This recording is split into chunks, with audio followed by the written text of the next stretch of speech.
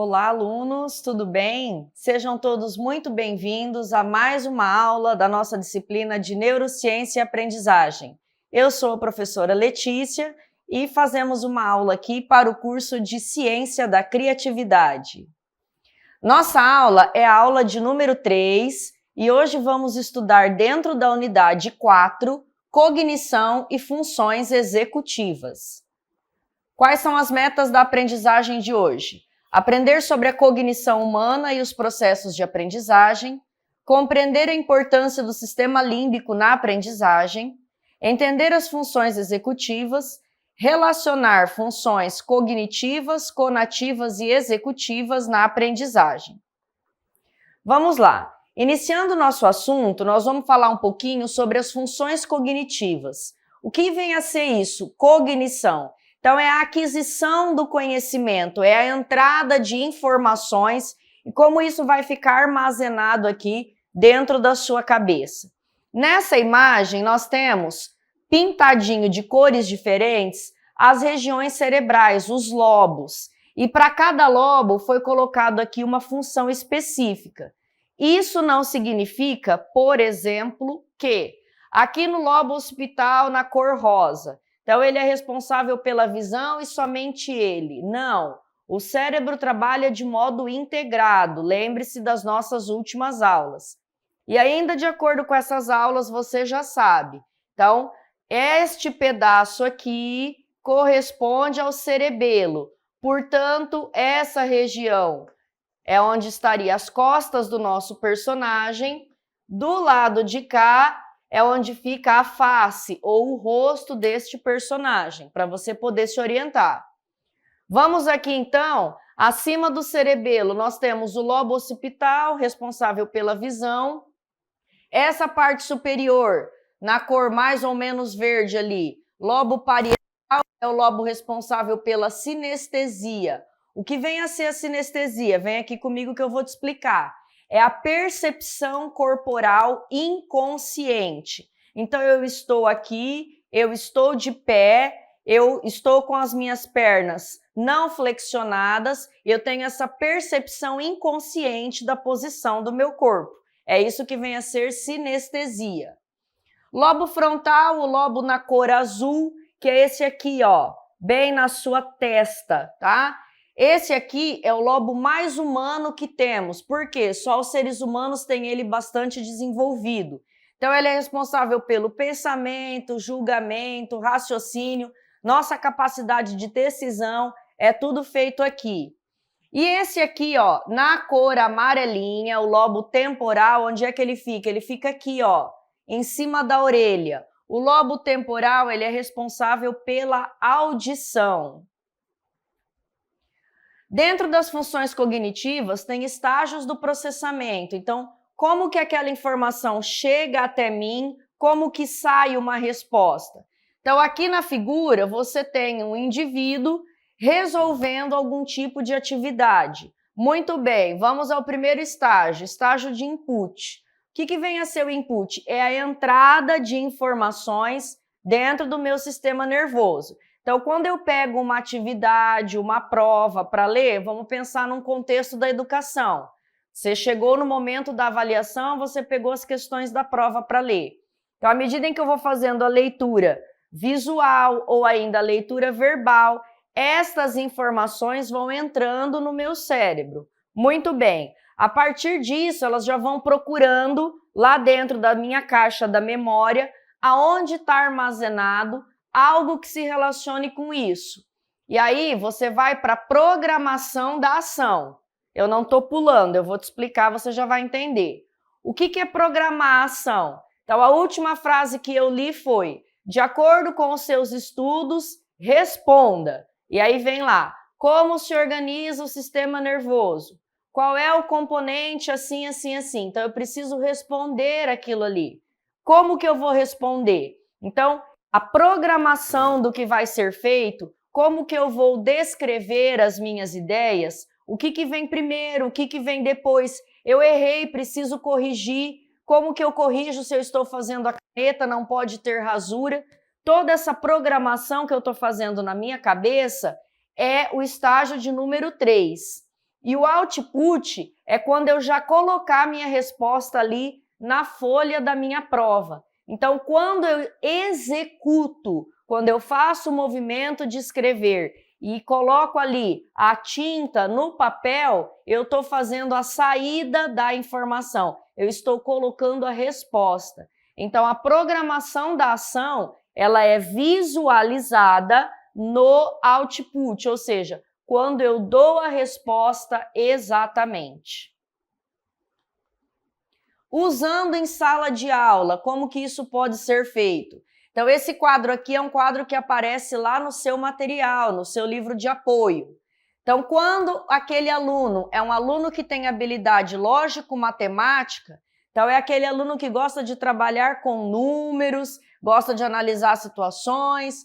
O que eu posso fazer para favorecer aquele aprendizado, para deixar ele dentro da zona de conforto, o que é mais agradável para ele? Então, eu posso usar um jogo de estratégia, ou ainda, eu posso pedir para ele analisar gráficos ou elaborar gráficos. Aquele aluno que é sinestésico, ele gosta de movimento, ele gosta de ter atividades corporais. Então, o que eu posso fazer? Eu posso dar para ele uma atividade de movimento. E aí, vem aqui comigo. Eu sou professora de biologia. Dentro dos assuntos que eu trabalho, tem assunto que não cabe movimento. Como que eu vou fazer? Exemplo prático que eu executei no colégio que eu trabalho. Estávamos vendo um componente da célula. É microscópico. E não deu para ver no microscópio porque não foi possível. Então, o que fizemos? Eu disse para os alunos, estudem o conteúdo, elaborem uma atividade. Professor, a gente gosta de jogar basquete. Ótimo, vamos para o basquete. Então, cada vez que ia fazer um lance do basquete, uma determinada jogada, tinha uma pergunta de biologia celular relacionada. Então, a gente tentou ali fazer um link, o que o aluno gosta com o que ele precisa aprender. Vamos ao próximo aqui. Aquele aluno que tem habilidade espacial. Então, ele gosta de imaginar aquela região, ele gosta de desenhar, ele gosta de representação tridimensional ou ainda de quebra-cabeça. Então, eu preciso trabalhar com esse aluno atividades de visualização, que para ele é mais fácil dele armazenar aquela informação. Como que eu vou descobrir isso daqui? Como é que eu sei a habilidade do meu aluno? A partir do momento em que você começa a ter a convivência com esse aluno, que você vai ali ao longo das aulas, você vai percebendo o que é mais fácil para ele aprender. E aí, quando possível, você adapta o assunto da sua aula ou a atividade que você vai fazer àquela predisposição que o teu aluno tem para facilitar o aprendizado dele. Sistema límbico. O que é o sistema límbico? É o sistema que cuida das nossas emoções, é o nosso sistema mais primitivo, tá? Então, nessa figurinha aqui, ele já te mostra deste lado da tela, ó, como que foi feito o plano de corte. Então, cortou bem no meio, dividiu entre lado direito e lado esquerdo, ok? Aí, desse lado aqui, ó, onde eu tô fazendo um X, é onde vai ficar a face do indivíduo, ok? E aí temos aqui algumas palavras em destaque. Todas elas fazem parte do sistema límbico. Então, tem aqui o giro do cíngulo. O que é o giro do cíngulo? É esse aqui, ó. Esse aqui que está destacado, tá? Temos aqui o corpo mamilar. O corpo mamilar é esse círculo pequenininho aqui. Corpo amidaloide. O corpo amidaloide é esse outro círculo aqui. Ele também está relacionado com a memória, você viu na nossa última aula. Temos aqui giro parahipocampal, é essa região aqui, ó. Do outro lado, nós temos o hipocampo. O hipocampo fica nessa região aqui, ó. E por último, em destaque aqui, o fórnice. O fórnice é esse aqui, ó, que parece uma letra C deitada. Então, todas essas partes, todas essas regiões compõem o sistema límbico. O que eu preciso tomar cuidado quando eu estiver lá numa situação de aprendizado, o que pode dificultar o aprendizado. Então, situações a serem observadas. O que favorece o aprendizado, a gente vem discutindo aqui ao longo das nossas aulas. Agora, o que vai atrapalhar? Então, vamos lá. Quando eu estou numa situação de constrangimento, então, eu não quero ir para a aula, por quê? Porque todas as vezes que a professora faz um questionamento, eu respondo, a sala ou aquele meu amigo fica tirando sarro, tá? Ou porque ele é o aluno que responde tudo certo, ou porque ele responde errado. Então, isso faz o aluno não ter estímulo, não querer ir para a sala de aula, não querer aprender. Ou ainda, medo e insegurança. Mas por que você não quer ir para a escola hoje? Não, porque hoje eu não quero ir. Então, às vezes, o aluno se sente com medo, inseguro, porque naquele dia vai ter uma avaliação, ele não se preparou bem, ou é uma matéria que ele tenha mais dificuldade. Então, quem que consegue compreender e entender tudo isso aqui que está acontecendo com o aluno? O professor e também o pai e a mãe, tá? Quando é o professor que percebe isso, ele pode abordar o aluno fora da sala, ter uma conversa, tranquilizar o aluno para que essa situação não atrapalhe o aprendizado. Ameaça ou perigo. Então, existem desavenças que acontecem ali entre os alunos na sala de aula. E aí aquele aluno diz, eu vou te bater, ou eu vou te fazer aquilo, ou isso. Então, o estudante se sente ameaçado, isso impede ele de aprender. Isso dificulta ele gravar as informações. Ou ainda, ansiedade. Isso aqui é muito, muito, muito comum.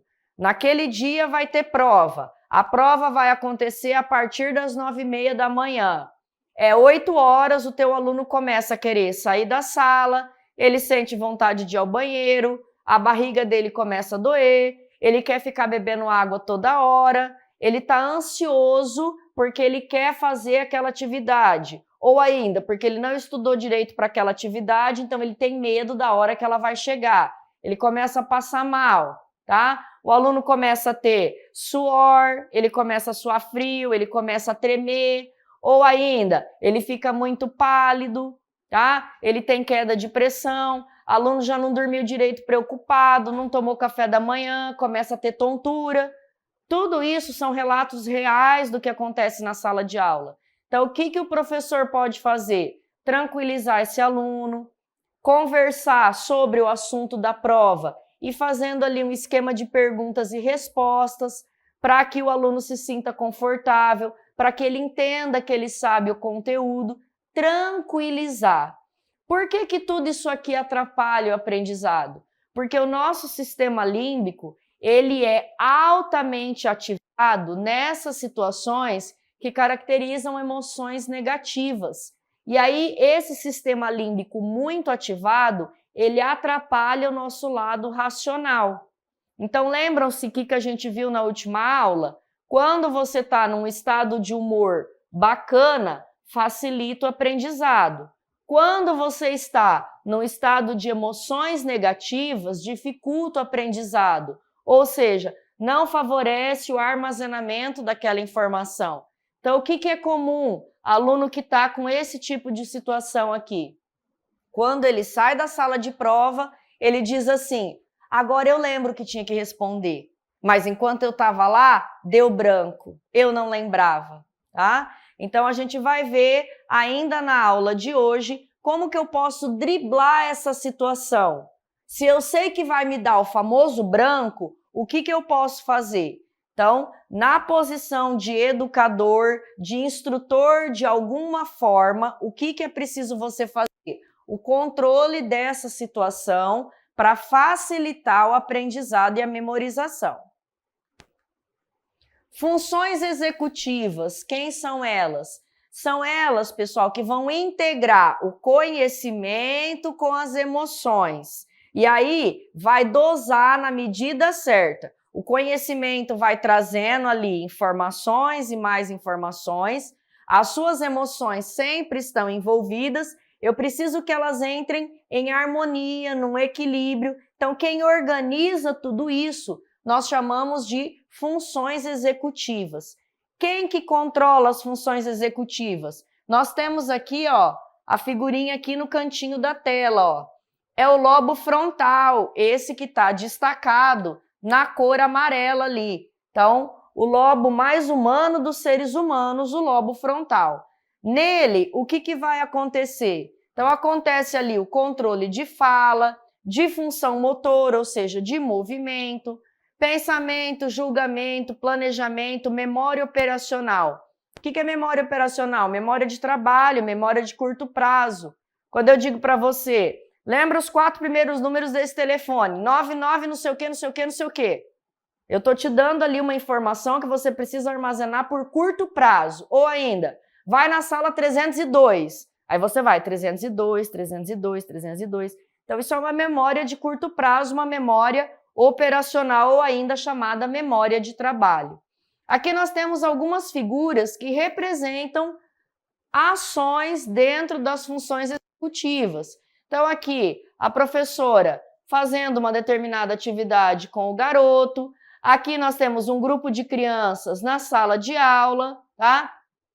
Aqui são crianças que estão ali em atitudes de pensamento, de fala. Então, desenvolvendo ali, utilizando as funções executivas.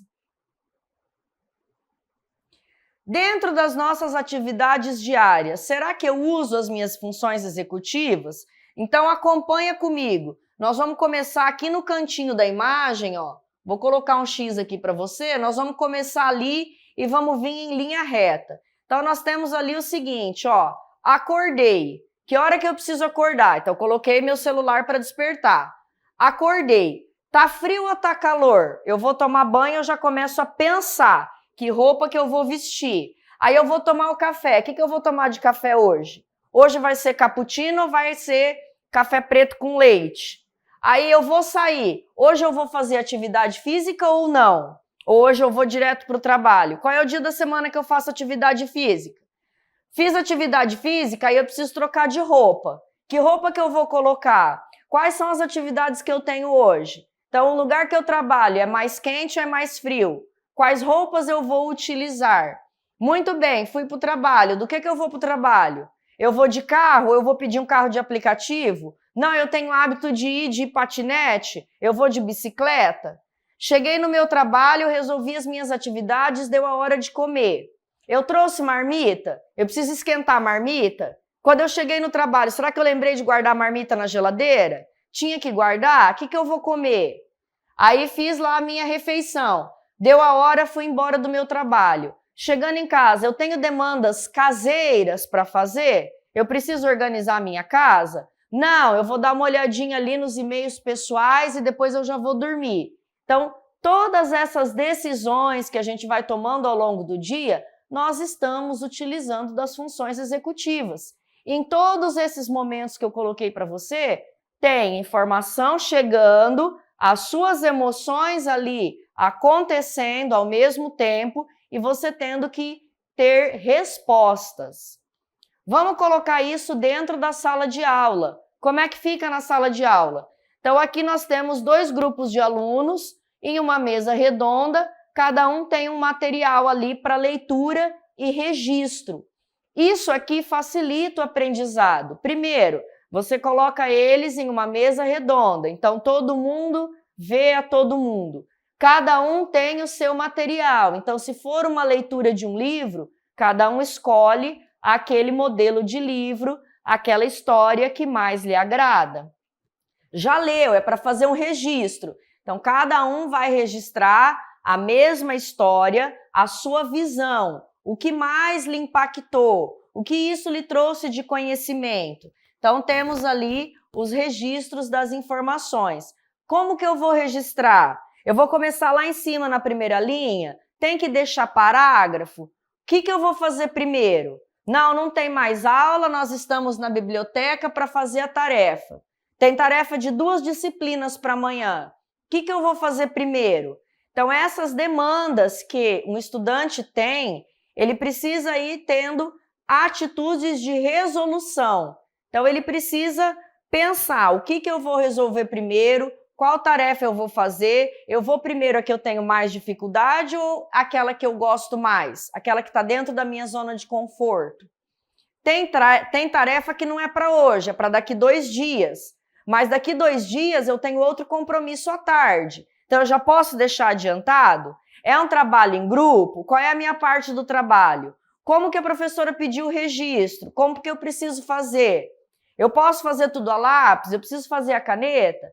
Então, são decisões simples, mas que sim, utilizam-se das funções executivas ali na rotina escolar, na rotina de estudo. Tríade da aprendizagem. A gente pode enxergar a aprendizagem como um tripé. Então, nós temos ali a cognição, ou seja, a entrada de informações, a emoção, o sistema límbico, e temos as funções executivas. Percebam que eu coloquei ela num tamanho um pouquinho maior. Por quê? Porque ela, na verdade, é o apoio desse tripé. No seu livro, ele te traz essa imagem aqui, que também significa a mesma coisa. As 3 funções estão entrelaçadas, elas se complementam, mas quem coordena a voz final, a palavra final, é das funções executivas. Aqui aparece o nome conativa. De onde vem o conativo? O conativo é do sistema límbico, é aquele das emoções. Então, as 3 trabalham em conjunto. Imagina o seguinte, você está no seu trabalho, você tem uma demanda chegando, você precisa resolver isso, aquilo, outro. Ao mesmo tempo, chega uma informação para você, olha, aconteceu um acidente, fulano de tal bateu o carro, ele está bem, ele nem precisou ir para o hospital, mas ele bateu o carro. Aquilo, você conhece aquela pessoa, aquilo já te gera uma emoção. Só que você, na posição do trabalho que você ocupa, você não pode sair para socorrer a pessoa, ele já foi socorrido. Mas você precisa continuar dando respostas àquela demanda que chegou. Então, as tuas funções executivas vão organizando tudo isso. Vai equilibrando a emoção, diz para ela esperar um pouquinho, calma a emoção, que está tudo sob controle. E aí, as funções cognitivas vão organizando aquelas informações que vão chegando, vão procurando ali na sua cabeça onde já tem resposta armazenada que eu possa utilizar e você continua o seu trabalho. Isso seria um exemplo prático do que acontece aqui na nossa vida diária. Vamos colocar aqui de uma outra forma para você, ó. Então, você tem um estímulo, que chegam informações pelos órgãos dos sentidos.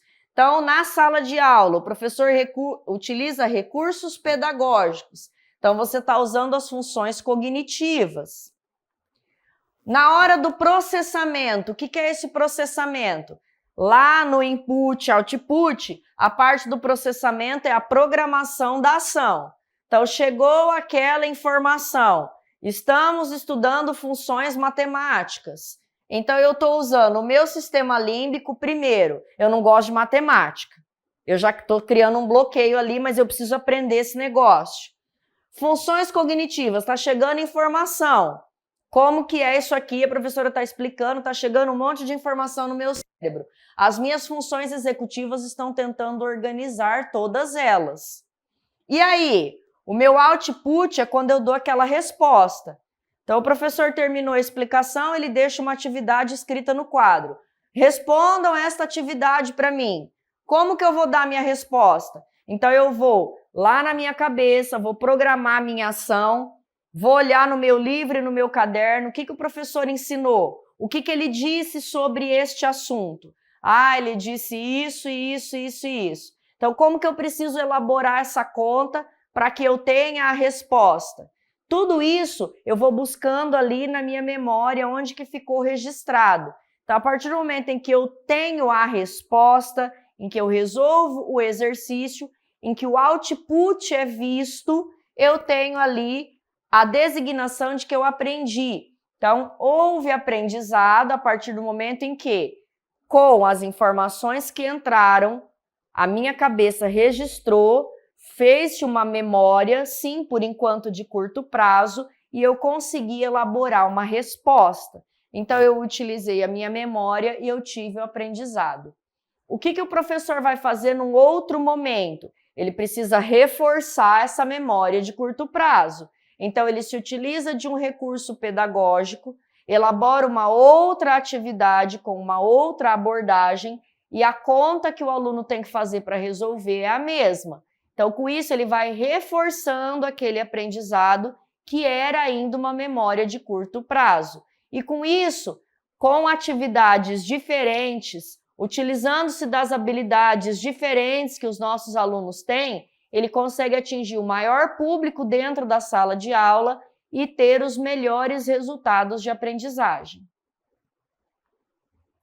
A nossa aula de hoje fica por aqui. Espero vocês num próximo encontro. Até mais!